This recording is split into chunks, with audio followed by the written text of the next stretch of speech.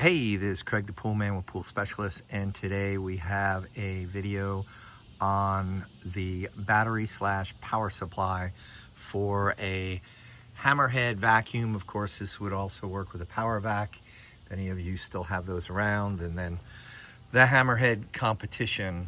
So this is a box that I got off of Amazon, and if you flip it up, you can see I have another battery, of course, that I got out of Amazon, and that is a lithium ion phosphate battery. So it's pretty light, especially for what it can do, and it charges up pretty quick, but it's imperative that you get the correct kind of charger for it. If you get the wrong kind of charger, I would imagine it could explode like a lithium ion battery as well, which would not be good. So very, very important. We use this for the charger. And if you look at the charger, you can see that it has different options on it. And there is your lithium ion phosphate right there. So when you turn it on, you want to make sure that you cycle through to this. And the way that I have this set up is I have my connectors over here.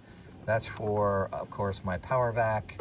There's my circuit breaker in case something gets clogged in the impeller, and that'll pop it rather than burn out wiring.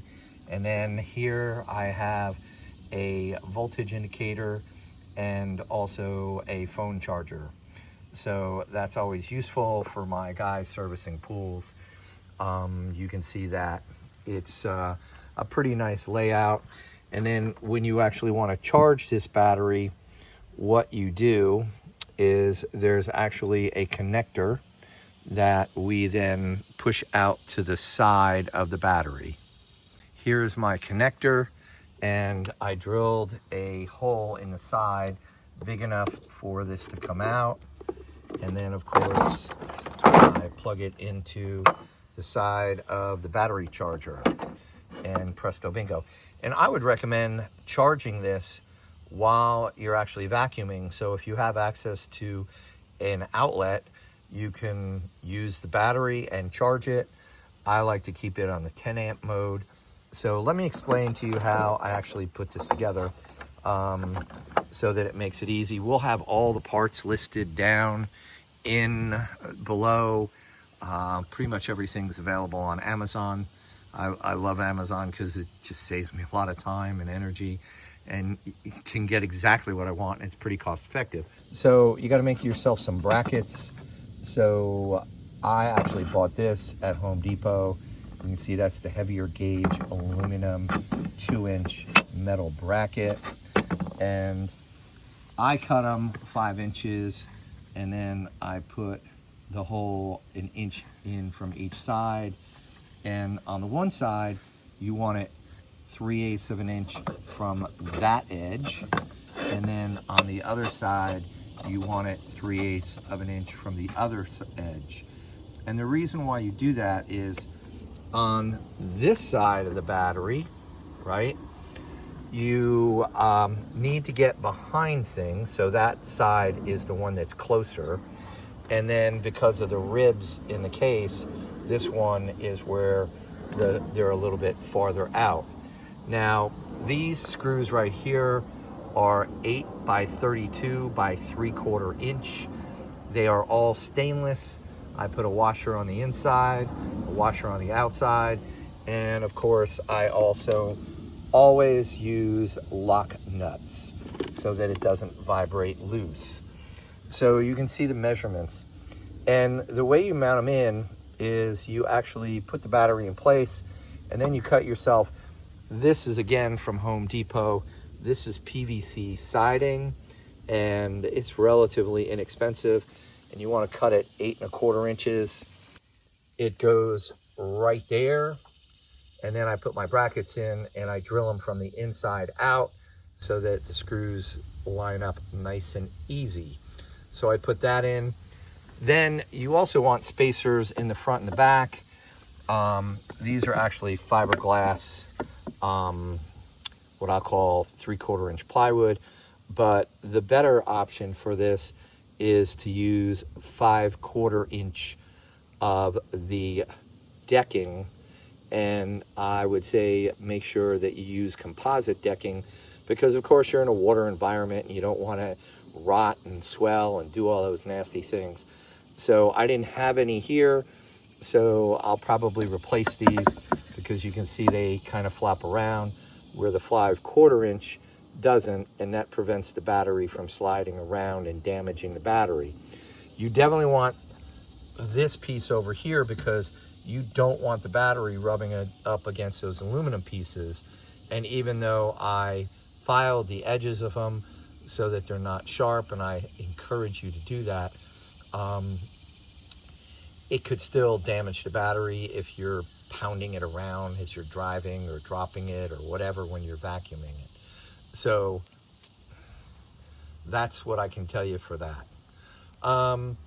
Okay, so now you can see in there, and of course this is all 12 volt, so red is hot, black is ground or negative. You could say red is positive, black is negative. So of course you put your circuit breaker on your positive. Now this is something that is a little bit trickier to get. I believe that you should use all marine grade stranded wire. So this is 8-gauge marine grade stranded wire. I think if you Google, or I'm sorry, if you look on Amazon, you can buy a smaller piece of this, and the brand is Anchor. And then all of these connectors are also marine grade, and the brand that I particularly like is Wi-Fi. And so again, you're going to buy those off of Amazon. Get yourself a Wi-Fi crimper, because you want to make good connections. All right, so you need a couple of these connectors, and this size right here is the 10 to 12 gauge. So you are going to have to trim a little bit off of the wire from the connector and also the 8-gauge in order to get it in there, just a little bit. And then this size, right, you're going to need a couple of these. And then this size, the blue ones, are for 14 to 16 gauge. That is going to be for your battery charger connection.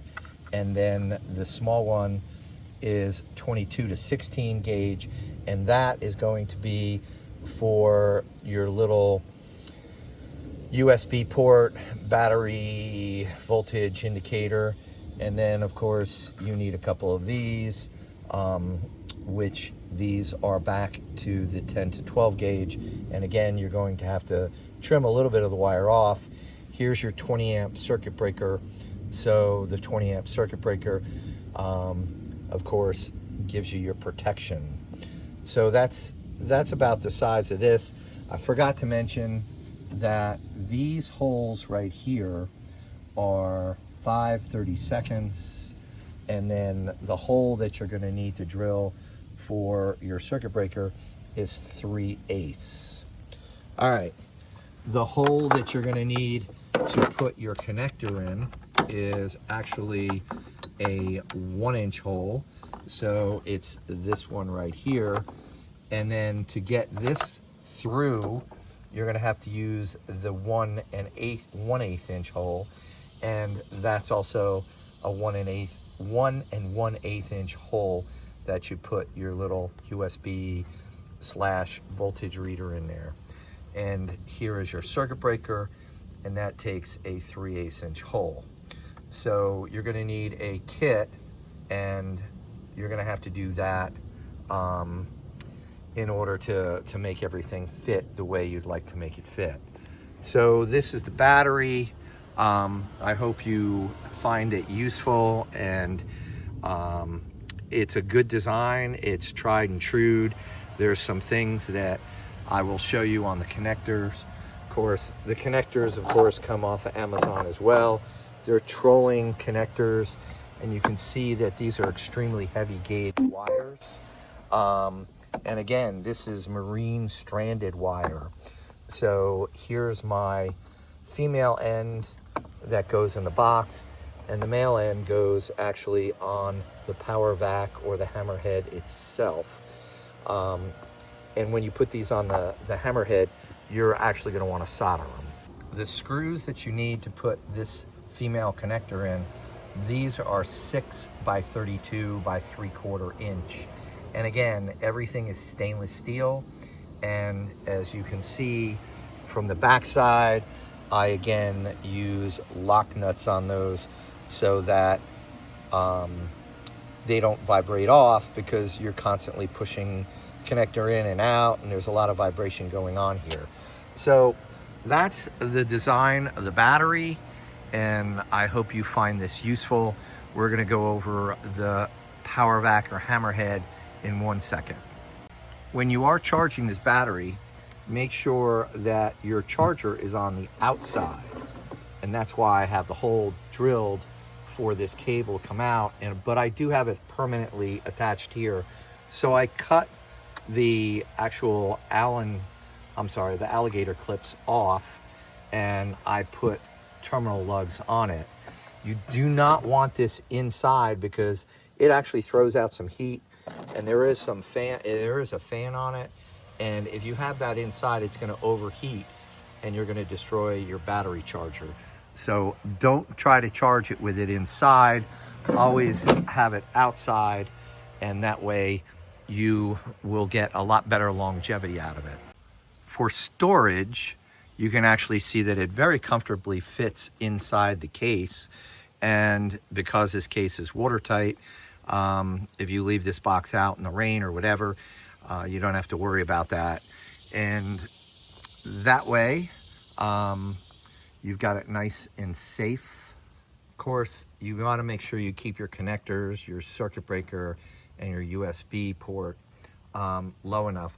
So you can see that I have them about 2 to 3 inches off of the bottom of the case. And that gives you enough room to store that battery charger on top without damaging anything. Now we are on to putting the connector on the actual Hammerhead or PowerVac.